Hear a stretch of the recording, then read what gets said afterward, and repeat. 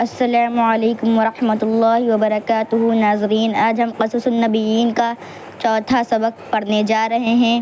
ابراہیم یکسر الاصنام، ابراہیم السلام توڑتے ہیں بتوں کو۔ وجاء یوم عید ففرح الناس، وجاء اور آیا، یوم دن عید عید، ففرح خوش، الناس لوگ، اور آیا عید کا دن لوگ خوش ہوئے۔ وخرج الناس للعید وخرج الاطفال، وخرج اور نکلے، الناس لوگ، للعید عید کے لیے، وخرج الاطفال اور بچے نکلے، اور لوگ عید کے لیے نکلے اور بچے بھی نکلے۔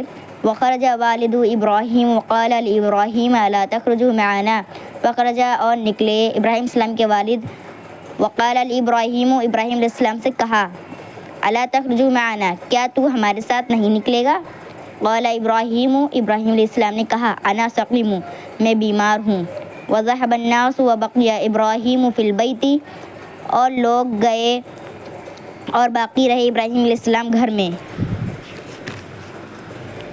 وجاء ابراہیم الی الاصنام وقال للاصنام الا تتکلمون الا تسمعون، اور آئے ابراہیم علیہ السلام بتوں کی طرف اور بتوں سے کہا، الا تتکلمون الا تسمعون، تم کیوں نہیں بات کرتے، تم کیوں نہیں سنتے؟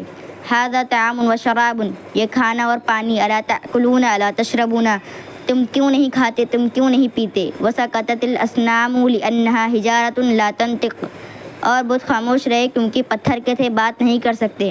قال ابراہیم، ابراہیم علیہ السلام نے کہا، ما لکم لا تنطقون، تم کو کیا ہو گیا، تم کیوں نہیں بولتے؟ وسکتت الاصنام وما نطقت، اور بت خاموش رہے اور بات نہیں کی۔ حینئذ غضب ابراہیم واخذ الفاس، اس وقت ابراہیم علیہ السلام غصے میں ہوئے اور کلہاڑی کو لیا۔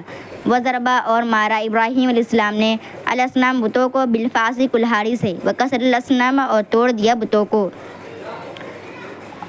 اور مارا ابراہیم السلام نے بتوں کو کلہاڑی سے اور توڑ دیا بتوں کو۔ وترک ابراہیم الصنم الاکبر وعلق الفاس فی عنقہ، وترک اور چھوڑ دیا ابراہیم السلام نے، الصنم الاکبر بڑے بت کو، وعلق اور لٹکا دیا، فاس کلہاڑی، فی میں، عنقہ اس کی گردن، اور ابراہیم السلام نے بڑے بت کو چھوڑ دیا اور اس کی گردن میں کلہاڑی کو لٹکا دیا۔ امید ہے کہ آپ کو یہ سبق سمجھ میں آ گیا ہوگا۔ تب تک کے لیے آپ اگلے سبق میں ملتے ہیں۔ السلام علیکم ورحمۃ اللہ وبرکاتہ۔